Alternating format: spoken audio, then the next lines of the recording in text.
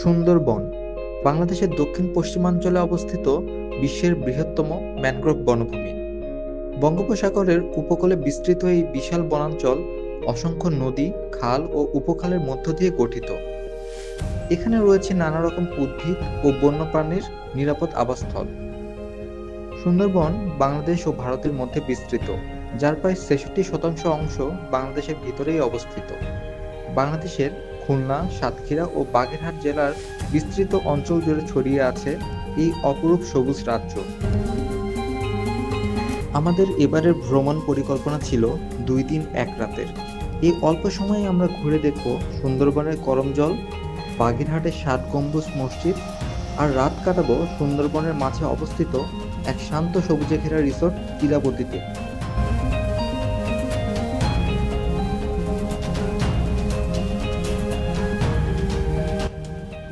চলুন শুরু করা যাক আমাদের ভ্রমণ গল্প। বলে রাখা ভালো, এটি ছিল আমাদের অফিসিয়াল বাৎসরিক ট্যুর। ১৭ জন কলিগ কাজের ব্যস্ততা আর শহরের কোলাহল পেছনে ফেলে বেরিয়ে পড়েছিলাম নতুন কিছু দেখার ও জানার উদ্দেশ্যে। আর এই স্মৃতিময় ভ্রমণ গল্পের সূচনা হয়েছিল ঢাকার ব্যস্ততম বাস টার্মিনাল সায়দাবাদ থেকে।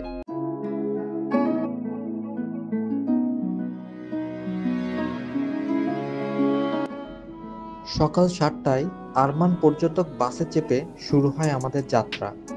আমাদের গন্তব্য মংলা ফেরিঘাট। সায়দাবাদ থেকে মংলা ফেরিঘাটের দূরত্ব প্রায় ২১৪ কিলোমিটার। যেতে সময় লাগবে আনুমানিক ৫ ঘন্টার মতো। বাস ভাড়া পড়বে নন এসি ৫০০ টাকা জনপ্রতি এবং এসি ৭০০ থেকে ১০০০ টাকার মধ্যেই।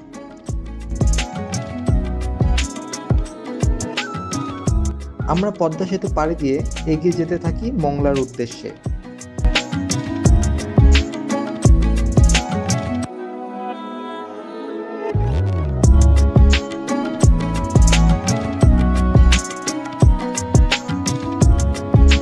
মাঝে ছোট্ট একটি চা বিরতি দিয়ে আবারও শুরু হয় আমাদের পথ চলা।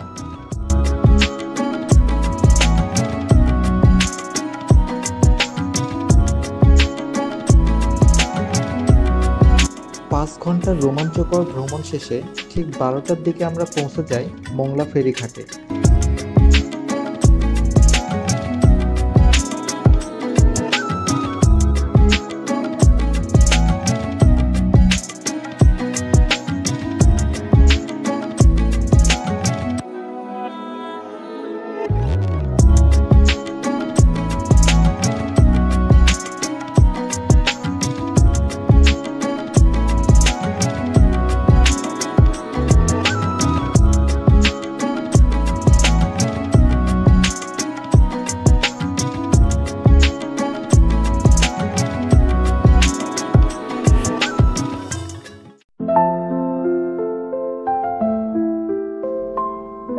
মংলা ফেরিঘাট থেকে আমাদের আগে থেকেই ঠিক করে রাখা ছোট্ট নৌকায় করে আমরা রওনা দিই ইরাবতী ইকো রিসোর্টের উদ্দেশ্যে। আমরা ইরাবতী থেকে জনপ্রতি ২৬০০ টাকায় ফুল প্যাকেজ নিয়েছিলাম। এই প্যাকেজের মধ্যে ছিল মংলা ফেরিঘাট থেকে রিসোর্টে নিয়ে যাওয়া এবং নিয়ে আসার রিজার্ভ নৌকা, ৩ বেলা খাবার এবং রিসোর্টের যাবতীয় খরচ। রিসোর্টের মালিক আমাদের পরিচিত হয় আমরা বড় একটা অ্যামাউন্ট ডিসকাউন্ট পেয়েছিলাম।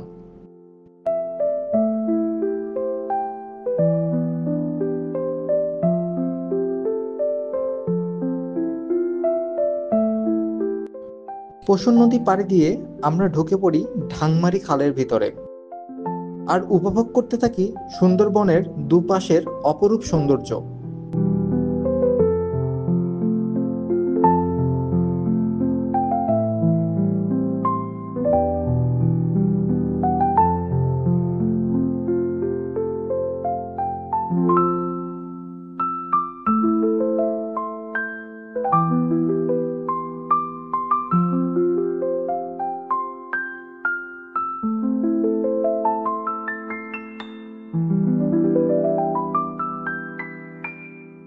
প্রায় ২ ঘন্টা নৌকা ভ্রমণ শেষে আমরা পৌঁছে যাই সবুজে ঘেরা ইরাবতী ইকো রিসোর্টে।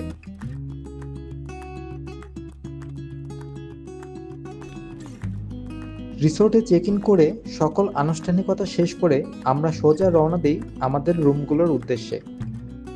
আমরা ছিলাম মোট ১৭ জন, তাই আগে থেকেই বুকিং করা ছিল 2টি ডুপ্লেক্স কটেজ ও একটি সেমি ডুপ্লেক্স কটেজ।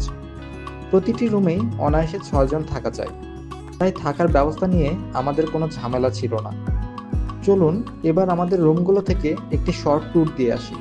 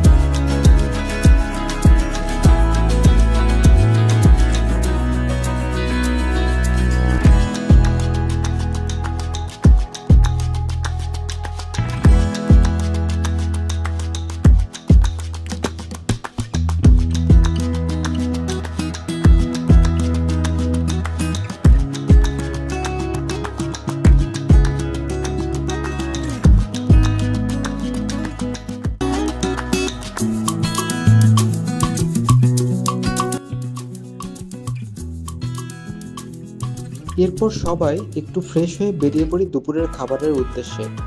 রিসোর্টের পাশেই অবস্থিত ইরাবতীর নিজস্ব রেস্টুরেন্ট। আমাদের দুপুরের মেনুতে ছিল ভাত, হাঁসের মাংস, 3 রকমের ভর্তা আর ডাল। খাবারগুলো ছিল অনেক মজাদার।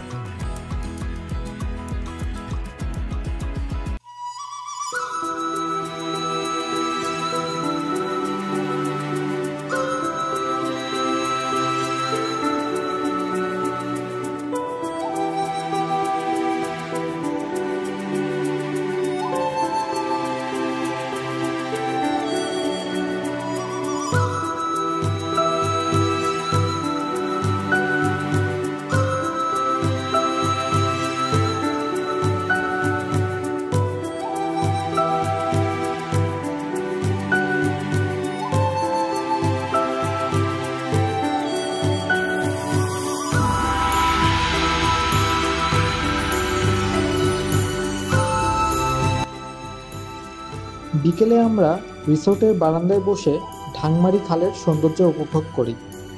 এরপর ছোট ডিঙি নৌকায় করে বেরিয়ে পড়ি খালের ও বনের আশেপাশের সৌন্দর্য উপভোগ করতে।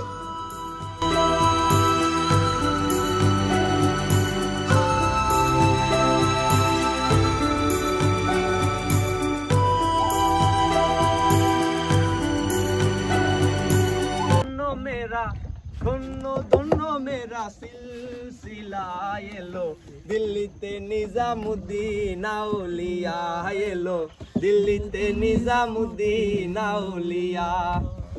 হাসনে কয়লাল মিয়া ভাই কোনো খবর পাইছো নি?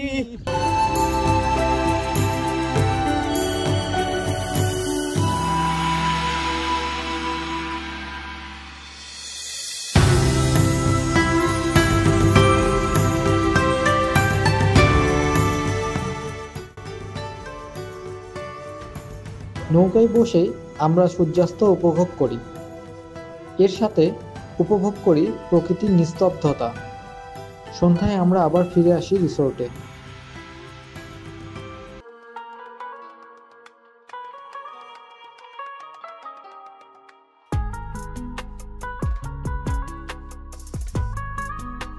রাতে বারবিকিউ ডিনারের আয়োজন করা হয়। বারবিকিউ ডিনার শেষ করেই শুরু হয় আমাদের গানের আসর। হামকে শুয়ে শুয়ে প্রিয় সহকর্মীদের গান মুগ্ধ হয়ে শুনতে থাকি।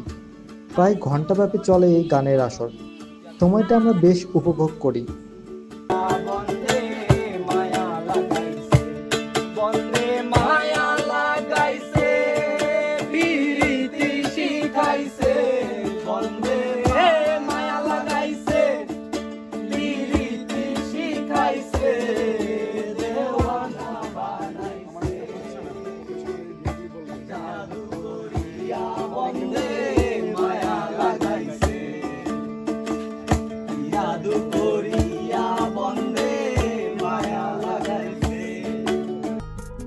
এরপর রাতে নিজেদের রুমে এসে গল্প, আড্ডা আর নাচ গান করেই রাত কাটিয়ে দিই আমরা।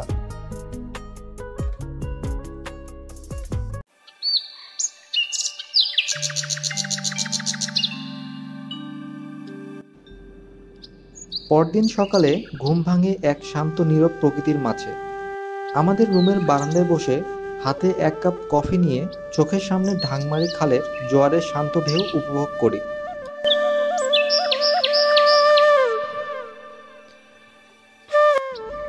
কফি খাওয়া শেষ করে টিমের বাকি মেম্বারদের ঘুম থেকে ডেকে তুলি। এরপর বেরিয়ে পড়ি গোলপাতায় ঘেরা ইরাবতীতে কিছুক্ষণ হাঁটাহাঁটি করতে।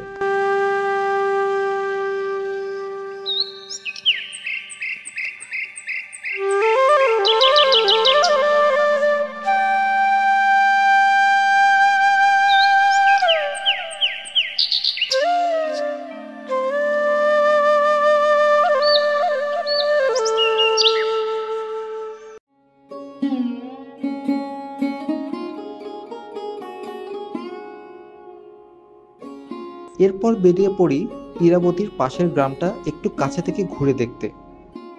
গ্রামের ভেজা মেঠো পথে কিছুক্ষণ হাঁটাহাঁটি করি। এরপর আবারও ফিরে আসি আমাদের রিসোর্টে।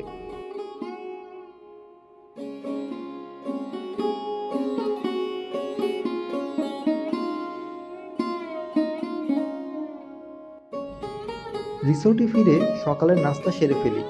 এরপর সকল আনুষ্ঠানিকতা শেষ করে বেশ কিছু গ্রুপ ছবি তুলে ইরাবতীকে বিদায় জানিয়ে আমরা রওনা দেই আমাদের পরবর্তী গন্তব্যের উদ্দেশ্যে। আমাদের পরবর্তী গন্তব্য করমজল। ইরাবতী থেকে করমজলে যেতে সময় লাগবে আনুমানিক 40 থেকে 45 মিনিটের মতো। এই ছোট্ট নৌকা ভ্রমণে আমাদের কিছু টিম মেম্বার মেতে ওঠে বিভিন্ন ধরনের খেলায়, আর কিছু টিম মেম্বার তাদের মনের মতো করে প্রকৃতি উপভোগ করতে থাকে, আর আমরা এগিয়ে যেতে থাকি করমজলের উদ্দেশ্যে।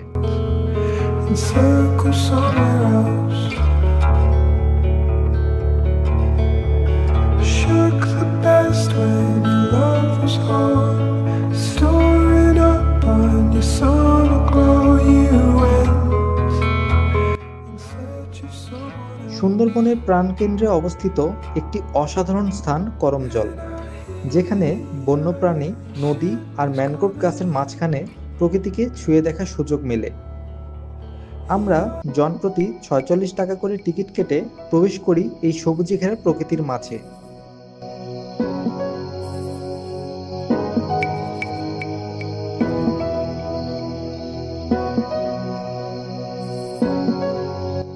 কংক্রিটের তৈরি ট্রেল ধরে আমরা হাঁটি করমজলের গভীরে। ট্রেল ধরে এগিয়ে যেতেই সামনে আসে ওয়াচ টাওয়ার। ওপর থেকে চারদিকে তাকালে বোঝা যায় সুন্দরবন কতটা বিস্তৃত, কতটা নীরব, কতটা জীবন্ত।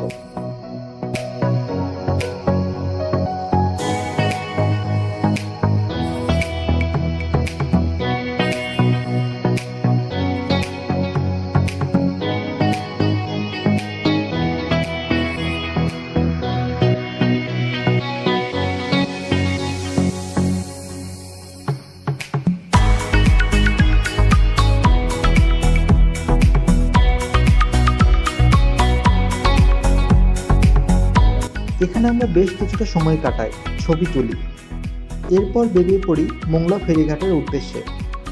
করমজল থেকে মোংলা ফেরিঘাট যেতে সময় লাগবে আনুমানিক 30 থেকে 40 মিনিটের মতো।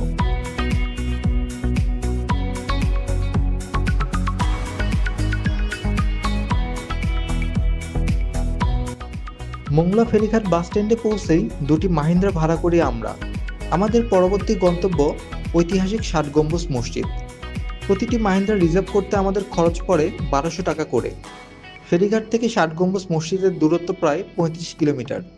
যেতে সময় লাগবে আনুমানিক 1 ঘন্টার মতো।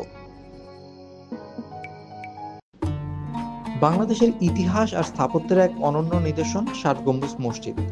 প্রায় 600 বছর পূর্বে 1500 শতকে খানজাহান আলী এই মসজিদটি নির্মাণ করেন। মসজিদটির গম্বুজ সংখ্যা আসলে 81টি, তবে মূল কেন্দ্রীয় 7টি স্তম্ভের উপর ভিত্তি করেই এর নাম 60 গম্বুজ মসজিদ হয়। বিশাল আয়তনের মসজিদ শুধু নামেই নয়, স্থাপত্যশৈলী, নিঃশব্দ পরিবেশ ও প্রাচীন সৌন্দর্যে এটি ইতিহাস প্রেমীদের হৃদয় ছুঁয়ে যায়।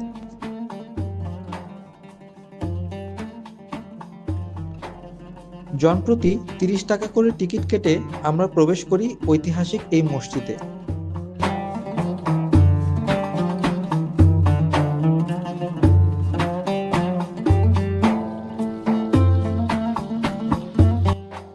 ভিতরে প্রবেশের পরেই চোখে পড়বে ছোট্ট একটি জাদুঘর, যেখানে সংরক্ষিত আছে খান জাহান আলীর সময়কাল, নানা স্মৃতিচিহ্ন, প্রাচীন ব্যবহার্য বস্তু ও ইতিহাসবাহী নিদর্শন।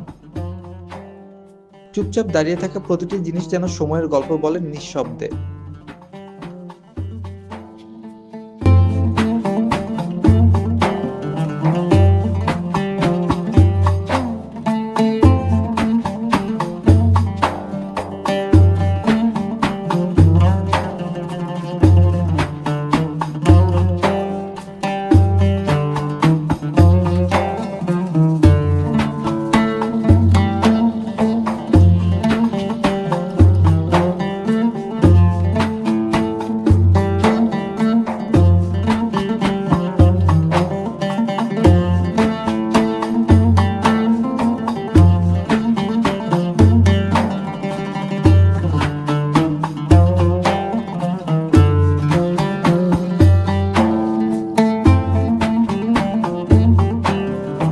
জাদুঘর থেকে কিছুটা সামনে এগুলি চোখে পড়বে ঐতিহাসিক সেই মসজিদটি, যার বিশালতা, যার স্থাপত্য শৈলী দেখেই বোঝা যায় এটি কেবল প্রার্থনা স্থাপনা নয়, এটি ইতিহাস, এটি ঐতিহ্য, এটি একটি অমূল্য রত্ন।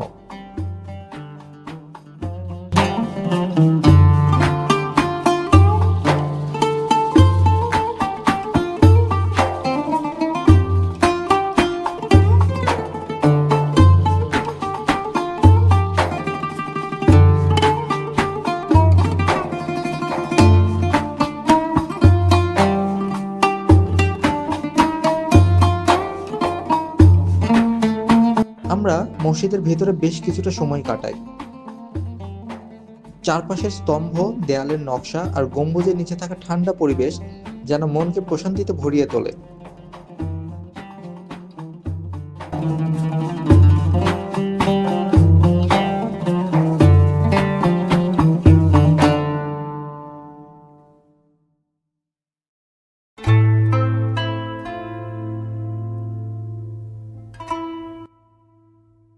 মসজিদের পাশেই রয়েছে একটি সুন্দর দিঘি। সেখানে গিয়ে আমরা প্রকৃতির ছায়ায় কিছুটা সময় কাটাই, হাঁটাহাঁটি করি, ছবি তুলি।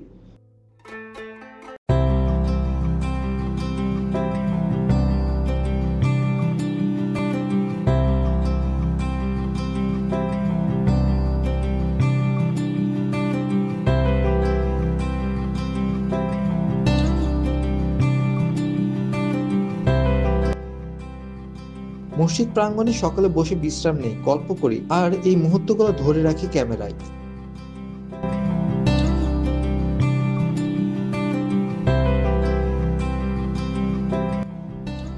৬০ গম্বুজ মসজিদ থেকে বের হয়েই আমরা রওনা দেই কাটাখালী বাস স্ট্যান্ডের উদ্দেশ্যে।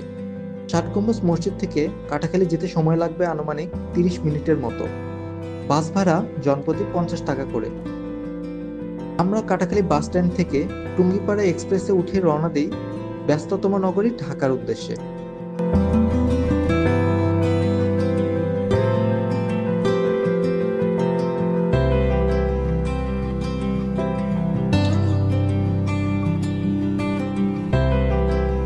প্রায় ৫ ঘন্টা জার্নি শেষে আমরা ফিরে আসি যান্ত্রিক এই শহরে।